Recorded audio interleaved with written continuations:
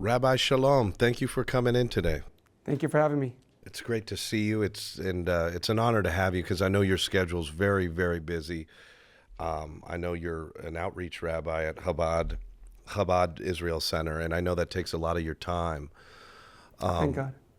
We wanted to bring you on today because a lot of our audience sees people that look like you. They see you walking the streets of LA, New York, and big cities, and a lot of people have a lot of misconceptions about Jewish people in general, specifically Orthodox Jews like yourself. Okay. And tell us a little, do you consider yourself a Hasidic Jew? Is that?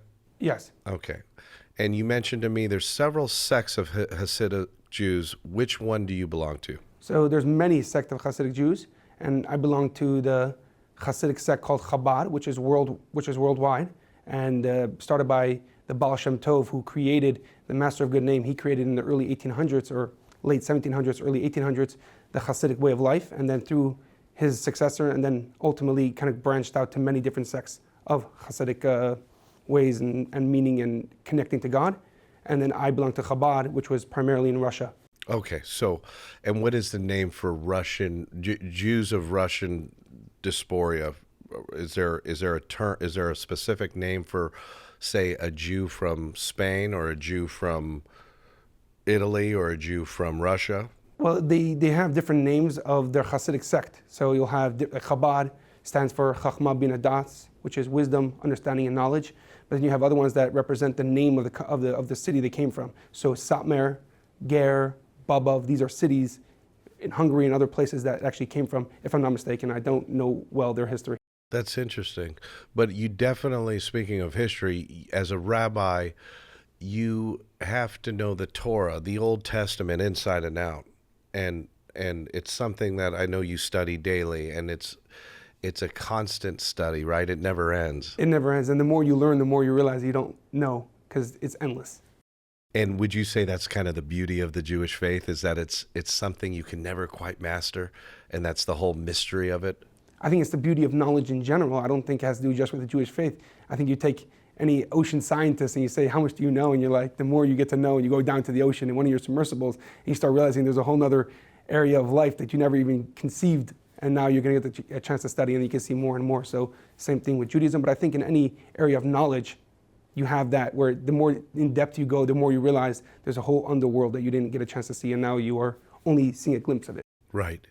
And from my understanding of the faith, outside looking in, is it's really about the laws that God, the manual God left behind with Moses and the Jewish people, and obeying those laws. Is that a fair statement? So I want to correct in a manner. God didn't leave anything behind. God is here. He gave to Moshe the written Torah, but then gave to Moshe the oral, and that was passed on to generations and in generations and tradition.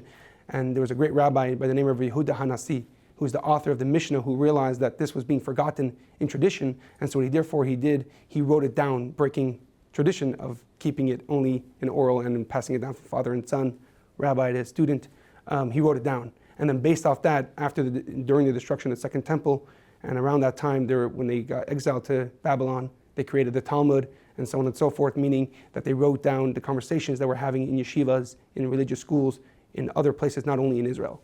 And that was what you study based off the Mishnah, which was written by Rabbi Yehuda Nasi. He wrote down the oral tradition, and based off that, they created the Talmud, which represents all the discussions surrounding those oral traditions. And in a sense, the rabbis, the further along the generations were, the more controversy came up and the more arguments, which is why you have arguments. Because the closer your lineage was to Moses and to Moshe and the written word, in a sense, there would be less conversation and arguments as to where it was and what was the law.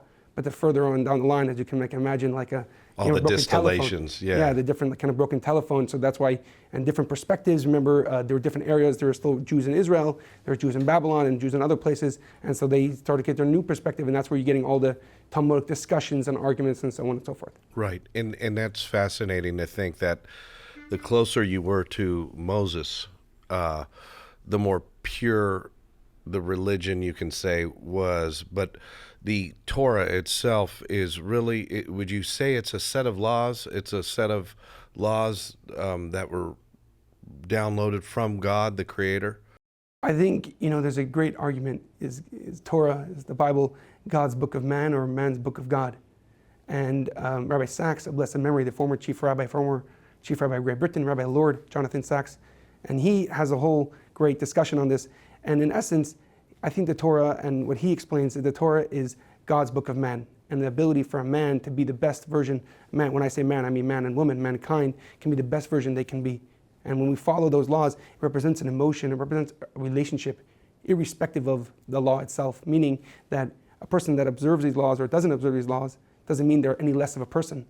We all strive to have a relationship with our Creator, and one of the ways we show our relationship is by observing these laws and getting deeper and deeper in our connection. Right. And that, I've learned from you, it translates into how you conduct yourself, how you dress, and there's certain dietary disciplines that the Jewish Correct. faith participates in, namely kosher, right? Correct. But the yarmulke on your head, you told me, was to remind yourself that God is always above you. Correct. It's actually a physical reminder. Representation of God in a sense, yeah.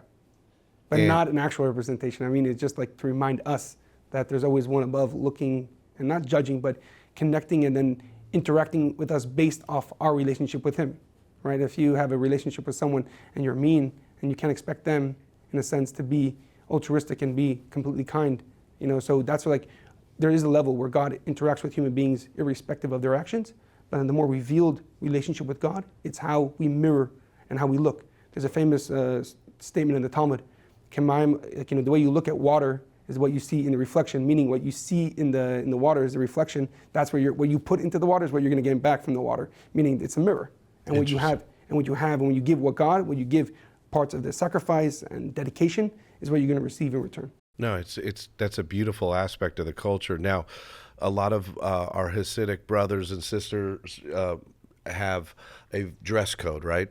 Correct. And the men in particular wear beards. And you explained to me that metal cannot touch the face of a Orthodox Jew. Is that correct? Correct. Okay. So the only way to there's a workaround. You could use maybe a ceramic razor. I'm not very well versed into the workarounds, as you can tell. But there is definitely workarounds, and there's definitely ways like that. It goes right above it. You can look up online kosher, shaving tools, and I'm sure that comes up. I'm not well versed in it. Right. Now, one of our producers brought up earlier that some of the Hasidic Jews you see, specifically in the LA area, will wear a very tall black hat, wide-brimmed black hat, dark clothing. The women typically are covered up, even the children. Explain what sect we're seeing when we see that version of Hasidicism? So most religious Jews will have that connection in a sense, meaning that relationship with God where they dress up in a certain way, women will cover themselves. Now, the more Hasidic you get, the more an astringent or ultra-Orthodox, not only Hasidic, there's also non-Hasidic ultra-Orthodox. And they wear our primary uniform is a jacket or a white shirt or a light blue shirt with dark pants and a light shirt. And then a hat represents kind of like something like you would go when you go into a king, when you're going to meet someone of specialty and of higher ranking, you would put on something on your head. And so when we pray, when we study, we wear something like that. Right. Now, could you, in theory, go into one of their synagogues? I can walk into any synagogue. And be loved and accepted. It's not like, hey, you're not part of this sect. Some sects are more insular. Okay. And you can feel like an outsider. They may even ask you to go out. I don't know, but I would be more in a very insular communities. But generally, especially in the Chabad world, we're very open and kind and Sure. welcoming to people. Yeah. And I've noticed you've integrated yourself into the non-Jews, as we call them, goyams. The non-Jews or the Gentiles, and you've and I respect you for that, and I commend you for that, because a lot of people outside looking in, they have misconceptions about a gentleman like yourself. When they see you, they go, oh, he's part of a thing and I'm not part of his thing, right? Yeah. And so there's almost, you talk about insular and insulating yourself from others. I think that's a big problem today, because I think if people got to know you, they'd really enjoy hanging out with you. You're a normal guy. You're definitely a man of faith. Thank you. But you're a cool guy. You're a guy you can hang out with. Why do you think a lot of people look at Jews and go, wow, I'm not part of their thing, and they even have a word for me, and it means I'm not part of them? Do you think that creates a lot of divisiveness within our society? Right. So I want to give twofold answer. Number one, a lot of insular Hasidic sects and other sects in general, Hasidic or non, it comes from trauma. It comes from pain and suffering that the Jewish people suffered in Europe. I mean, you can't go in Europe without seeing some expulsion, pogrom, killing, mass murder of the Jewish people anywhere in Europe. And our history is filled. So a lot of those things, a lot of those trauma was passed down in a sense, so kind of created the communities, especially certain very insular ones. They don't talk to anybody outside of their community. On a second fold is that the Torah way of life, the biblical way of life, of living a life of meaning and purpose in a sense, not that people that don't follow it don't have that, but in the Torah way, the world is fighting that on every level.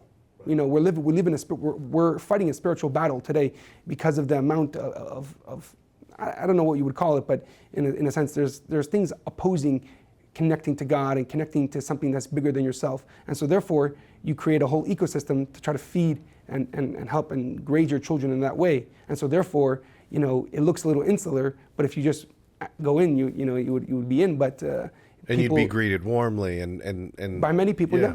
Correct. And you speak about the persecution of Jews, and you read the history books and you go, the Egyptians, the European Inquisition, the Romans, the Babylonians. I mean, it's just it's the whole history of the Jewish people is they've been persecuted.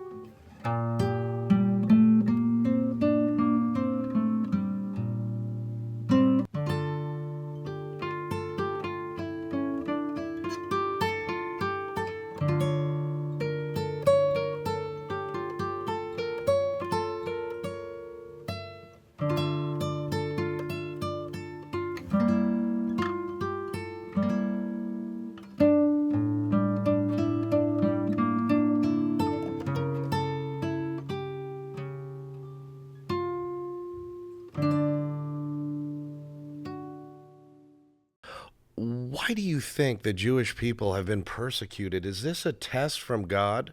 I'm sure it has to be a test because God doesn't just do anything randomly, but I think it's because Jewish people try to march to the beat of their own drum, meaning we try to follow laws that are ancient but so practical till today, that we follow a set of dietary rules, as you were saying before, and other things that kind of separate us from the person who's living life and enjoying and having instant gratification rather than prolonging that wait period to really enjoy what they're going to take in and whatever. So let's say food, marriage, children, and so on and so forth. So in essence, because of that, it kind of creates like a division. Right. And it's funny because we have the story of Purim. Purim is a story where Haman and King Achashverosh try to kill the Jewish people. And how does he introduce? How does Haman introduce the Jewish people to to King Achashverosh? He's like, there's a nation spread out amongst you, but they follow their own rules. And I think that's been a very big highlight into the many persecutions. Like they follow our rules, convert to our religion, because we've always been a religion that's not based off a land, but rather based off a Torah and a Bible that has not connected to a land specifically. Obviously, we strive and hope to one day be in Israel, and we support the Holy Land, but we're not, if we're exiled, that doesn't mean that our religion ends. That makes a lot of sense. So what you're really saying is that Jewish diaspora around the world, they're Jews first, and then whatever country they're in, they'll adhere to the laws of that land, but they're governed by their faith first and foremost. Is that correct? Is that what you're saying ultimately? Yeah, but it's not like you're Jew first and American second. We're American Jews or Jewish Americans. It's one and the same, but Jewish is very prominent, and if not leading aspect in our daily life, which is American, obviously, but it governs every single day, and the more religious you are, it can govern every aspect of your day, literally. And when you boil down, Judeo-Christian beliefs, I mean, man, it's about serving God. It's about loving thy neighbor, and I know that might be a Christian concept, but in the Jewish faith, v'ahavta l'recha kamocha, to love your neighbor as yourself, to love a fellow as yourself. Thank you. And that is the biggest rule of the Torah, according to the great Rabbi Akiva, who's one of the greatest sages in the Mishnah in the oral tradition era. So don't covet thy neighbor's wife. That's in one of the Ten Commandments, exactly. That's a Mosaic law, right? That's one of the Ten Commandments, is not to covet your wife, the slave, steal, So all these tenets, right? All these different principles logically make sense to me as a non-Jew, and I know they make sense to the mass society, okay, unless you're an anarchist, right? It makes sense that you obey rules, right? You believe in a grand architect, a God. Now, there are several religions throughout history that have affected different regions. You have the Hindus, the Buddhists, right? You have the Muslims, you have the Jews, and you have the Christians, right? These are kind of the big pillar religions. What are your thoughts about Muhammad, Jesus Christ, Buddha, and Vishnu, or the Hindu gods? What do you think those people represent as you see it through your perspective? So that's a great question, and I do not have much knowledge on the Buddha and other religions in depth. But I will say one thing, that Jewish people, we believe in God and the oneness of God, and we say that every single day, multiple times a day. However, our tradition allows for righteous non-Jews to believe in partnerships. It means God works with another person, another son, or someone else, whatever. And as long as they're not trying to proselytize us and convert us to their religion, that is amazing, because they create and fill their purpose of being an amazing person, a human being that believes in a greater purpose and fulfills a puzzle piece that no one else in the world can. So I don't have a specific say on Muhammad or anybody else, but if they believe, and they believe in God, and they believe that he, in a sense, is creating or created the world, and they feel like they're a part of something bigger than themselves, then there's definitely a very good path for them to lead. No, that's a beautiful thing you just said. And you mentioned Jacob having 12 children, which became the 12 tribes of Israel. Correct. We had a guest on, a gentleman named Danny Ayala, Marvelous Inc. Shout out to him. He talks about a 13th tribe. Is there such thing in your understanding of a 13th tribe of Israel? So Joseph, one of the sons of Jacob, he actually split into two tribes, but I'm not sure which tribe he's referring to. But it actually, his two sons were holy and righteous, and so therefore they kind of took over Joseph as a tribe, and they created two tribes out of that. But I'm not sure which 13th tribe he's referring to. Right. And have you ever come across someone who calls themselves a Hebrew Israelite? Definitely, I have come across them. Tell me what the Torah says about the Hebrew Israelites. Is that something that is mentioned in the old manuscripts and the old scrolls? So those people specifically, I don't know if the Torah specifically talks about them, but they're hate-filled people that scream and berate people on the street and say mean things. And I don't know how you can represent God screaming on the name of God at people that are just walking in the street and so on and so forth, not even doing anything even wrong, just walking in the street. So I don't know much about their tradition, but in our tradition, they can maybe say that they're one of the lost of 10 tribes or whatever, but they have to then prove that in terms, and there are Ethiopian Jews in Israel that have proven their tradition to rabbis, but I'm not well versed in that. So the Hebrew Israelite is something that the Jewish rabbinic council doesn't really recognize. Is that fair to say? I think they believe in Jesus, so therefore that's a non-starter for Jewish people, because one of the Ten Commandments, if not the beginning of the Ten Commandments, is to believe in the oneness of God, and God is the sole creator of the world. And so non-Jews are allowed and could believe in partnerships with other beings and sun, moon, and stars and other things, but Jews have to believe in the oneness, and we die, and the Jewish people have, millions of Jewish people died for the sake to declare the oneness of God. So I have a friend, he calls himself a Masonic Jew, and I said, what's a Masonic Jew? He says, I'm Jewish, however, I believe Jesus Christ is the Messiah. I've recognized him as the coming of God. Okay. Is that in conflict with the principles and the faith of Hasidic Jews? Of Jews in general, yeah. Jews in general, okay. So we don't believe that he is the son or whatever else people say that he is. In fact, I know that he was Jewish, and we have our tradition of who he was. There's an argument if he actually existed or not, but most people do agree that he existed, and we have our tradition regarding him. However, we do not believe that he was reborn, and so on and so forth. So at the very best, Jesus Christ was perhaps a prophet? Is that fair to say, or no? No, so according to the way I understand it, he was definitely a student of some great rabbis and definitely had some knowledge there, but I wouldn't call him a prophet, no. Okay, so he is not the Messiah of the Jewish people. He's Definitely the not. Messiah of the Christian folks and the Catholic people. Is that I have no clue what they view him as, but definitely not the Jewish right? people. Now, when is your Messiah coming? Hopefully after this interview or middle of the interview. Okay, so any day would be great, and you guys and describe the moment when the Jewish Messiah comes. Is it going to be hell and brimstone, or is that a Christian concept? Is it what is going to happen when the Jewish Messiah does come? So there's a lot of traditions, and it's ambiguous to say the least. And so therefore there's a lot of opinions as to what happens. But there's definitely a tradition that there's going to be a big war in the world. And some people have attributed different wars, whether it be in Iraq and Iran in the early in the 1980s, if I'm not mistaken, and other times where that they went big civilizations and countries went to war. However, there's the way I view it is that such goodness and such revelation of God is going to come also not only through war, but through immense love and kindness and sharing and compassion to people. So I wouldn't say that that's the only sign. And when we have tradition that when the Messiah comes, the great Elijah the prophet will come and announce to the Jewish people, announce to the world actually, that your Savior, your Mashiach is here, and come, it's your time for redemption. And will that Messiah look like a human being, you think? I personally think so, yeah. Yeah. Okay, it'll be he's going to take a physical form. A physical form, and Yeah. it presumably a physical form of a human, but that could be, that's out there. So Jesus Christ, affected the world, and you look at these crusades, and we've talked about this and throughout history. Never should, you know enough about Jesus's teachings that he was love and peace, right? He was a man of.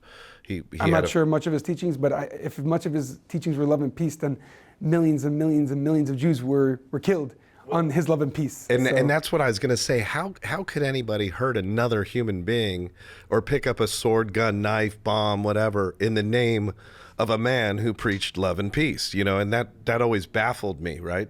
And I'm sure it's baffled you. Yeah. But I certainly understand that when your Messiah comes, it'll be a joyous, wonderful thing, according to the Holy Scrolls and the Torah.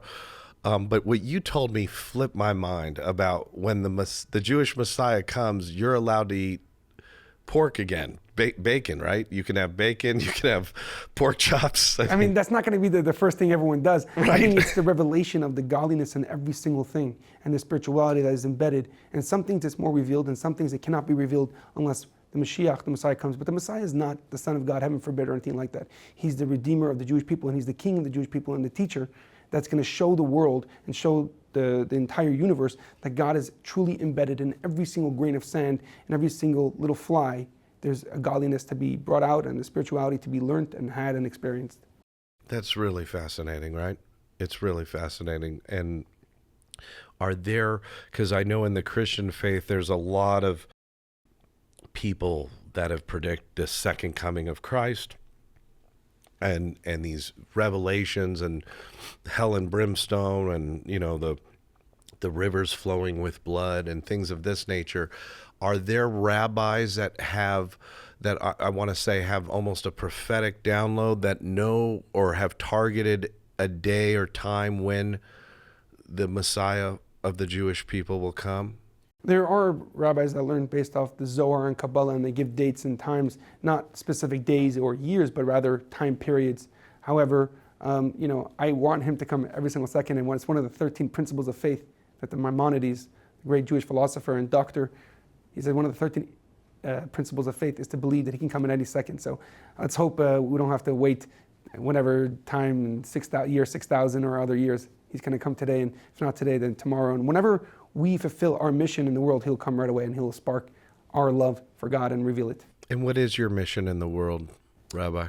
I feel my personal mission is to find and to share the light of people within themselves and let them give it out to the world. I believe that every single human being is unique. I just found out that even ears are totally unique to a person, and they can ID someone by the ear, by their ear, which is mind-blowing. Not only their DNA and their eyes and their fingerprints, but their ear. And they're so unique. Every person has a piece of the puzzle that the world is waiting and desperately needs. And if not, God wouldn't have created them. So the world desperately needs you and your mission and your purpose and your light and your kindness, your compassion. And then the world can be whole once again and hopefully spark the coming of the Mashiach. How many Jews are in the world right now? I don't think Jews like to be on lists. So Right. I don't. If they're making a census of Jews, I don't know how many Jews would actually, agree to put in the census. But I'm guessing around 15, 16 million. Say that again. 15, 16 million Jews. 15 to 16 million, that's it? Very, very small. I think we're a rounding error on a Chinese providence census. A rounding error. So Rabbi Sholom, you mentioned there's about 15 to 16 million Jews in the world, which isn't a really big number when you look at different countries and so forth. However, Jewish contribution to society is almost not commensurate with how many, in terms of some of the Pulitzer Prize winning scientists, Albert Einstein, we could go on and on of Jewish contributors to society that are game-changing moments in our history. Why do you think such a small group of people have, in theory, contributed much more than their volume of people? What do you think the secret is to Jewish excellence, Jewish intelligence? What's the deal, man? What's in the water? I'll give you some water. By the way, you said almost. It's actually not. It's completely, not in comparison to the number of Jews versus the contributions to the world. I think that the Jewish people constantly strive to bring out the godliness within themselves, the light that they have to give to the world. And so therefore, that comes along with all the amazing technologies and sciences and philosophy that they have within inside to bring out. And Jewish people are people of resilience, as I was saying before. We're very resilient. So we're put down, we come back up, we reinvent ourselves, and that gives a certain understanding and experience in the world, which they can then give to the world. And that's something that's very beautiful, the fact that we can bring medicine and be able to bring and re-engineer the way surgeries are done and see diseases differently and bring true medication and true unique and completely innovative medicines to the world, and philosophy and trauma and psychotrauma. Viktor Frankl and other amazing people that came up with the different ways to handle trauma and psychology. And obviously you can imagine in the world of finance and so on and so forth, it was coming out from striving to be the best within themselves, and not only to be the best within themselves, even if they were irreligious Jews, but that kind of resilience to succeed no matter what. Right. And the contribution to humanity has been amazing, from Jewish diaspora around the world, and it is such a small population and it's such a driven population. Why do you see a concentration of Jews in certain disciplines, namely accounting, doctors, legal? Is there a reason for that? Is there a historical kind of perspective you could give as to why Jews tend to go into those disciplines? There's a funny joke. You can be a doctor, a lawyer, or a failure. No, but I think that there's a few reasons. I think that Jews in Europe were not allowed to do certain professions. And so therefore, they kind of went into professions that you can't take away from them. You can't take away being a doctor. You're a doctor in Europe, you're a doctor in America. Maybe you didn't have the correct certificates, but you're a doctor or a lawyer or an accountant. And I think that a lot of, from what I understand, I remember listening and listening to a Jewish historian explain that in Europe they weren't allowed to do many very, very specific, they were not allowed to do many jobs, and so they were only given very specific jobs that they were allowed to do, especially for their own selves, meaning they can police and help and heal their community and so on and so forth. And so that kind of got into tradition. And in America afterwards, it's kind of like you go to university, you go to college, and you become a lawyer, a doctor, meaning you go into the sciences, you go into a doctrine of discipline for many years of study, and then you practice. So it's kind of like higher education, the pursuit of higher education is at the forefront of every Jewish person. That's interesting. So the fact you can bring that profession and a briefcase and go anywhere in the world is kind of the reason a lot of Jews historically were as accountants, as attorneys, doctors, because they didn't need overhead, right? They can be mobile and get out of town if need be, but they could take their knowledge base with them. Is that kind of add on to what you're saying? I think it's not like based on something physical, but rather knowledge.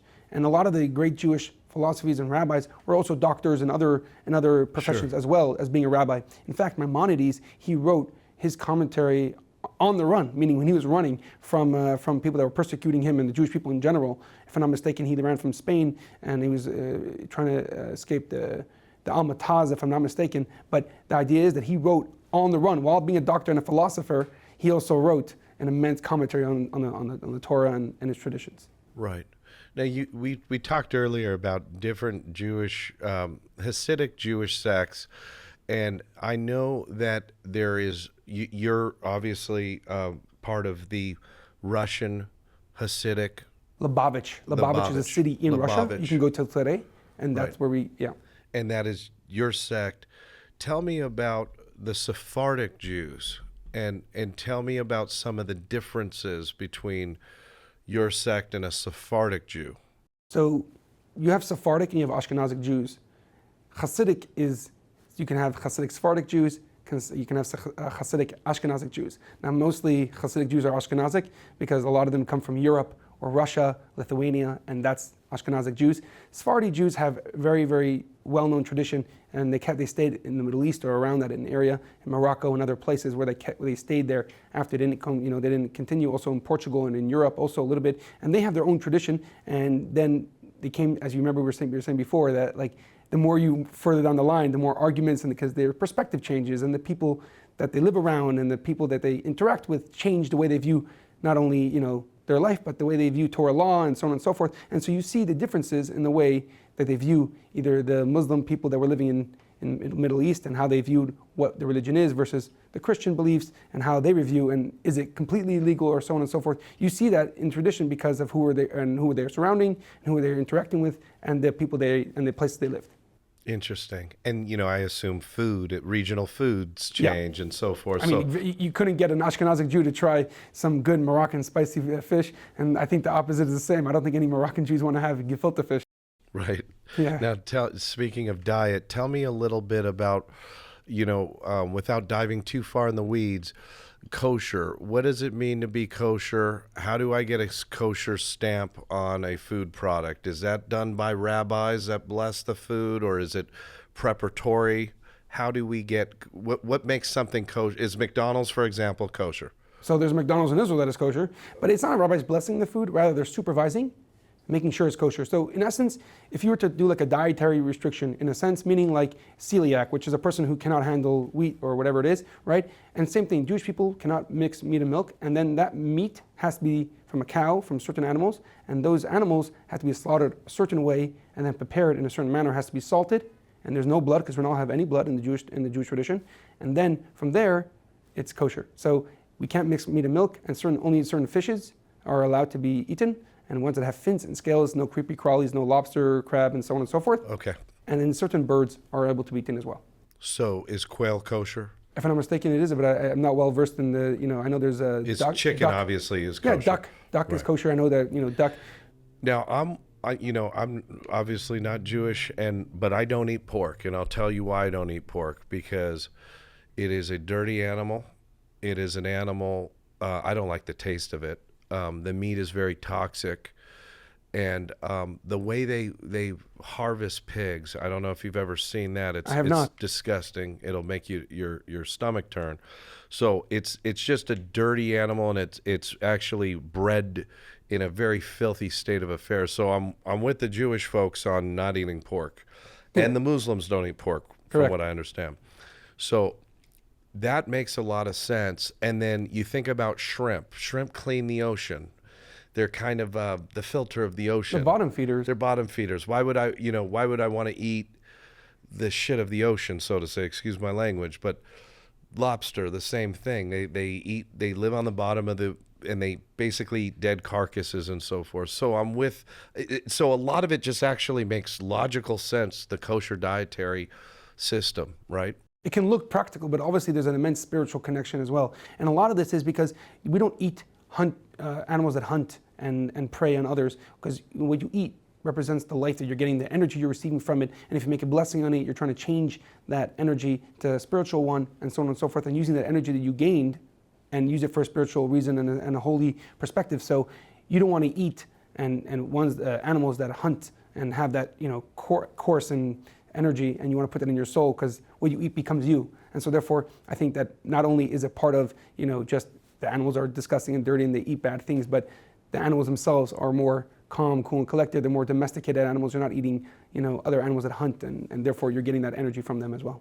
And you see that, and that almost seems like a unwritten law, right?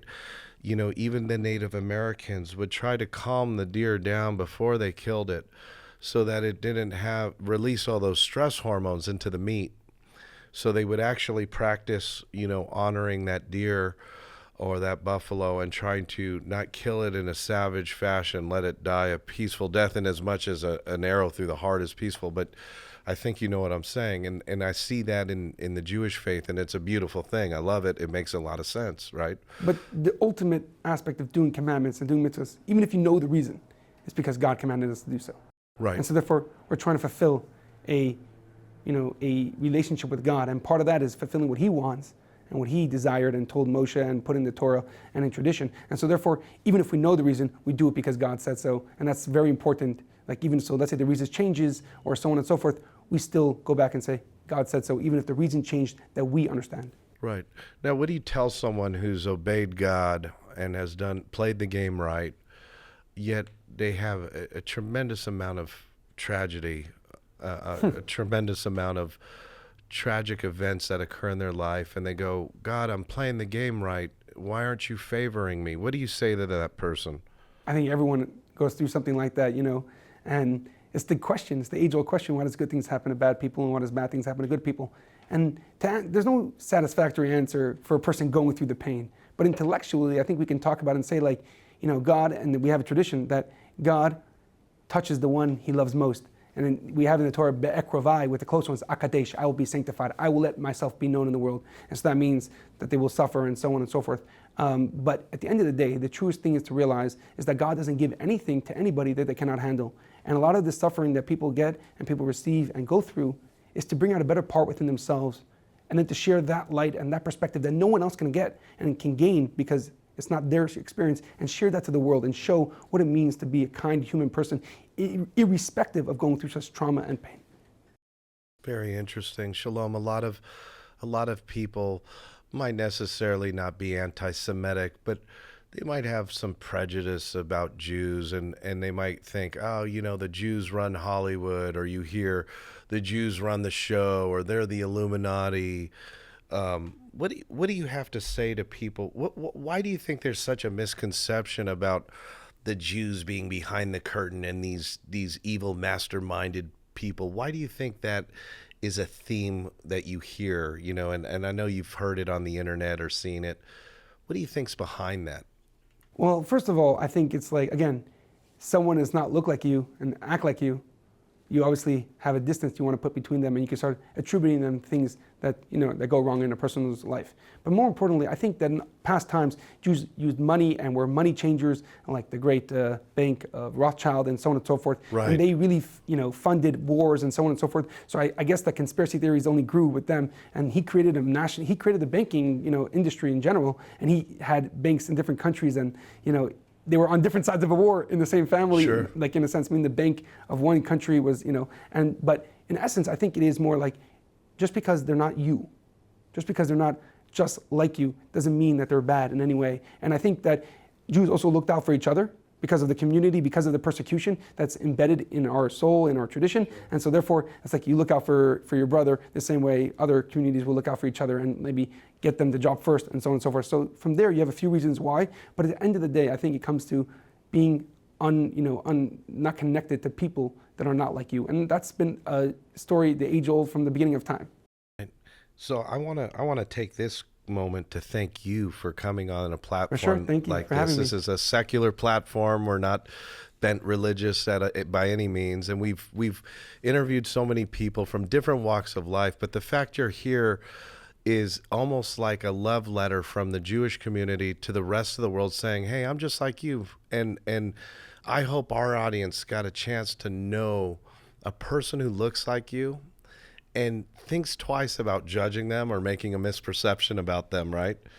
And so I want to thank you, Rabbi. Thank you for doing this. I appreciate that, and thank you for giving me a platform. But I don't have the courage to say that I speak for the whole Jewish people. So, right. Far from it. It's not a monolithic group. Let's make that. Yeah, and personally, as there's a Jewish community is wide, and there's many more people that are way more smarter and have more wisdom and life experience, and so I don't say to speak for the whole Jewish people. In fact, to speak for myself and people that I know. Now, Rabbi, I know you have a really cool podcast called The Parsha Perspective, where you break down some Torah teaching, some lessons.